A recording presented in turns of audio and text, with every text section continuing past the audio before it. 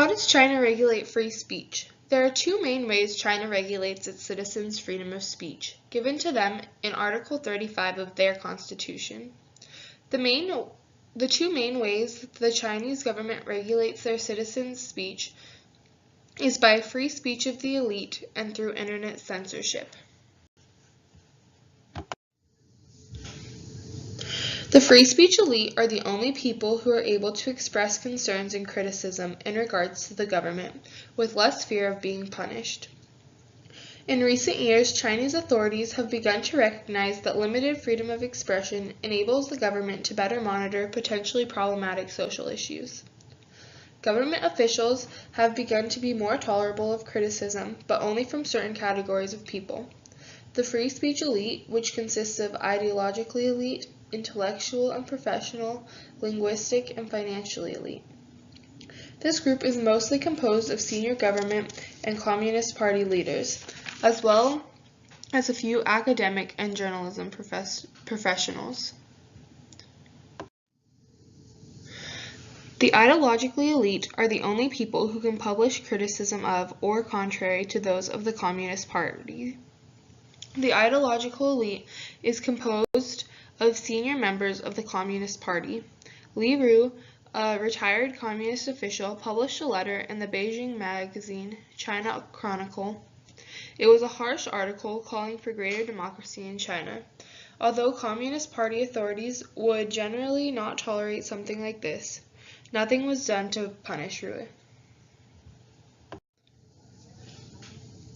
Academics and publishers of China's state-controlled publications have less freedom than those of the ideological elite, but are still allowed to voice their concerns and criticism in private governmental forums. This group is made up of people who can publish in or speak another language, as well as those who read a language other than Chinese. Sites such as New York Times, Wall Street Journal, and CNN are open resources because only those who can speak or read English can read them. Whereas sources such as BBC has been blocked because of the ability to access all languages. Lastly is the financial elite. Article 11 of China's publishing regulations requires that anyone wishing to submit a newspaper or magazine article must have registered capital of at least RMB 300,000, which is about $35,000 in the US. This is an especially high fee considering Chinese workers make less than $100 in the US a month.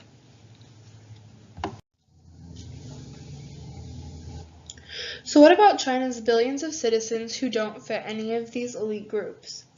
Well, that's the main idea behind these groups. They were created to receive the limited negative feedback they needed in small private groups.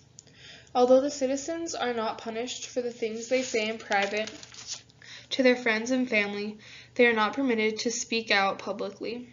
The government feels that through free speech elite, they are able to lessen political tension, enable government authorities to monitor the mood of the people and find out where weaknesses exist, both in government apparatus and in popular support, as well as allow government authorities to track who is inclined to express discontent and keep such expression from being forced underground, where authorities can neither monitor nor control it.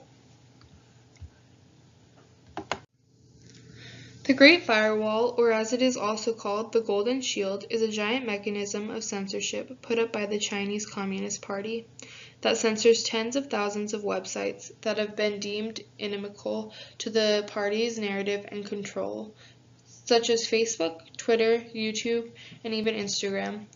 The place of this firewall has been said to not limit the influence from the outside, but the influence from within, and the possibility that it will start uprises. The Internet was first introduced to China January of 1996. By August of that year, government officials had already begun censorship.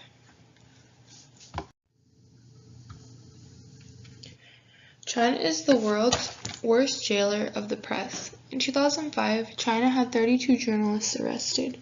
10 years later, and the figure had gone up by 65%.